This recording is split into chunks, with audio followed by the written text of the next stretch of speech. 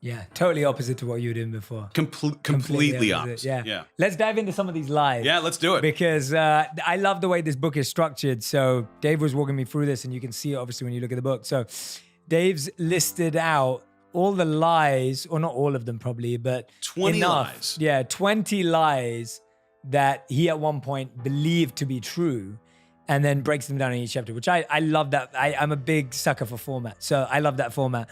And I'm going to pick some, and we're going to ask Dave questions about stories, questions about his best takeaways and thoughts, depending on which one it is. So the first one I want to focus on is this one. So it's chapter 3. Yep. The lie, I have to have it all together. And I'm going to tee it up because I feel like everyone goes through that at some point in their life.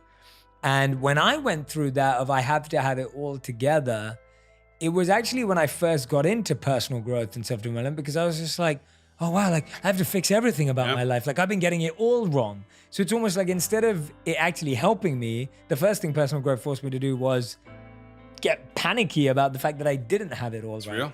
And so I have to have it all together. Let's dive into that lie and tell me the area in your life you felt that most in, the areas that you felt that you were like, oh, I really need to get that together, and then break that down for me. When I was most stuck, Yeah.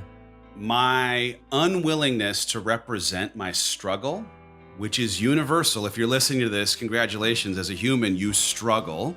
Own that. Give yourself permission to have struggle as a part of your story. My unwillingness to represent and honor the reality of my experience and of my struggle meant one thing. I could not connect to anyone else who was struggling to normalize the fact that it was not me being broken, but a totally normal human condition struggle. And secondarily, it kept me from getting help. And so if you keep your struggle in the dark, if you keep your struggle from those that would help you, you will feel alone, and you're not, and you will not get help, and it's out there.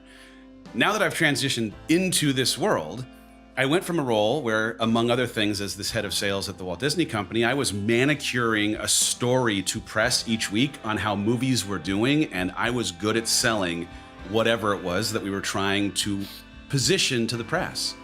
And that bled over into my life in this Facebook, Instagram world where I was manicuring a version of my life that, hey, everything's great, everything's okay.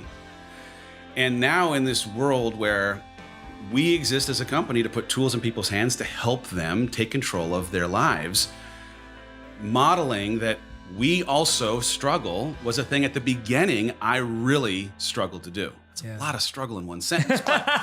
But the reality, though, is right. At the beginning, I was still old Dave in new role, telling people that they could reach for their dreams or beat their fear or whatever it might be. And I wasn't being honest about the way that this identity shift was crushing me, how hard it was to work together, the insecurities I had of being really capable to do the work well. And this book, 2 years of live streams and podcasts and everything else have completely rewritten what it's meant for me to own my experiences. And in the owning of it, I've been able to connect better with the people who are looking so badly for connection. And as a person who's perpetually, like for the rest of my life, looking for help, because I used to have help as a thing that was an indicator of me not being good, whole, or worthy. I need help every day from now until the rest of time, because I'm always growing into a better, more complicated version of myself. I get it now because of how willing I am to say, look, I'm struggling at this thing. Who has a solution to keep it from creating pain in my life? Yeah, for sure. I mean, what you just said there, like the accepting that you're going to need help every single day, like just being okay with that, because you're so right. Like we so push away help in all its forms.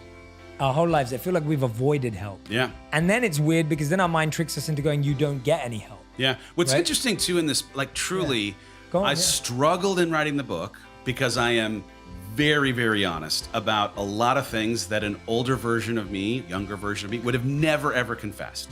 I would have never owned struggling through 20 things that I am now representing as the truth of my experience.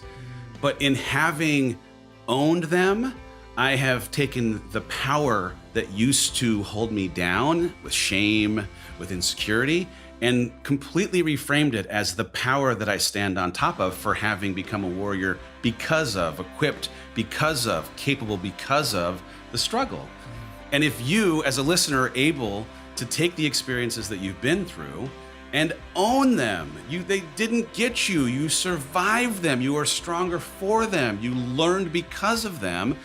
It takes the shame, it takes the pain, it takes the stuff that would otherwise keep you from believing that you are capable of chasing whatever that thing is, and turns it into the reason why you are uniquely qualified to chase it. Yeah, absolutely. And you do that, exactly this. Literally chapter 4, Dave starts telling us the lie, a drink will make this better.